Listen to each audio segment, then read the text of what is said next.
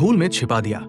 सूखी पहाड़ियों के बीच बसे एक छोटे से गांव में आयशा नाम की एक युवती रहती थी। कभी वो अपने स्कूल की सबसे तेज छात्रा हुआ करती थी, गणित में निपुण, और ये सपना देखने वाली कि वो इंजीनियर बनेगी और अपने इलाके के हर घर तक साफ पानी और रोशनी पहुंचाएगी। लेकिन जिंदगी ने उसके लिए कुछ और ही रास्ता चुना। जब आयशा 19 साल की थी, उसके पिता गंभीर रूप से बीमार पड़ गए। इलाज का खर्च, सारी जमा पूंजी निकल गया। आयशा को कॉलेज छोड़ना पड़ा। सुबह वो सड़क किनारे एक चाय की दुकान पर काम करती और शाम को दिए की रोशनी में कपड़े सिलती। जो सपने वो कभी अपनी कॉपियों में बनाती थी, वे अब उसके बिस्तर के नीचे धूल खाने लगे। पड़ोसी फुसफुसाते, बेचारी कितनी काबिल थी, ये सुनकर हर बार उसके अंदर कुछ चुपचाप टूट जाता। साल बीतते गए। 27 की उम्र में आयशा खुद को ऐसे दिए की तरह महसूस करने लगी, जिसमें तेल खत्म हो चुका हो, मौजूद तो है पर रोशनी नहीं दे पा रहा। एक मानसूनी शाम, दुकान बंद करने के बाद जब वो चाय की दुकान साफ कर रही थी, उसे अपने बैग से गिरी एक पुरानी फटी हुई नोटबुक की शीट मिली। उस पर एक अधूरा सा चित्र बना था, सौर ऊर्जा से चलने वाले पानी के पंप का सरल डिजाइन, जिसे उसने कॉलेज के दूसरे साल में बनाया था। बारिश की बूंदों से स्याही फैल गई थी, लेकिन रेखाओं में अब भी तर्क जिंदा था। वो देर तक उसे देखती रही, फिर बिना ज्यादा सोचे उसे घर ले आई। उस रात वो सोई नहीं। दुकान मालिक के पुराने फोन से पंचायत ऑफिस के मुफ्त सरकारी वाईफाई का इस्तेमाल करके उसने ऑनलाइन खोज शुरू की। धुंधले से यूट्यूब वीडियो देखे, पुराने बिलों के पीछे नोट्स लिखे, और धीरे धीरे वो सब फिर से जोड़ने लगी जो कभी जानती थी।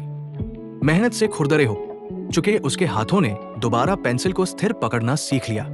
6 महीने बाद उसके पास एक साधारण सा प्रोटोटाइप था, एक छोटा सोलर पैनल जिसे पुराने साइकिल पंप से जोड़ा गया था, इतना कि 30 फीट गहरे कुएं से पानी खींच सके।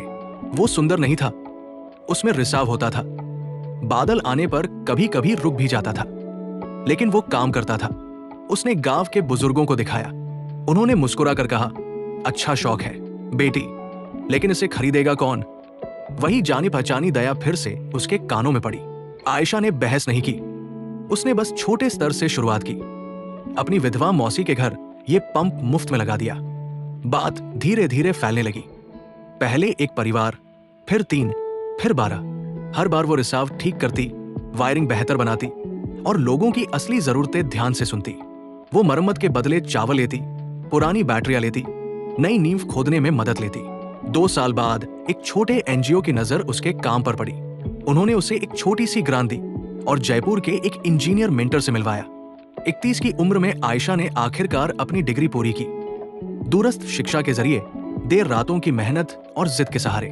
आज उसके मूल डिजाइन पर आधारित पंपों से आसपास के साथ गांवों के 400 से ज्यादा घरों में साफ पानी पहुंच रहा है। बच्चे अब स्कूल से पहले मीलों दूर पानी लाने नहीं जाते। महिलाओं के पास अपने दिन के कई घंटे वापस आ गए हैं। और आयशा, वो आज भी कुछ सुबह चाय की दुकान पर काम करती है, मजबूरी से नहीं, बल्कि इसलिए कि उसे याद रखना अच्छा लगता है कि ये सफर कहां से शुरू हुआ था।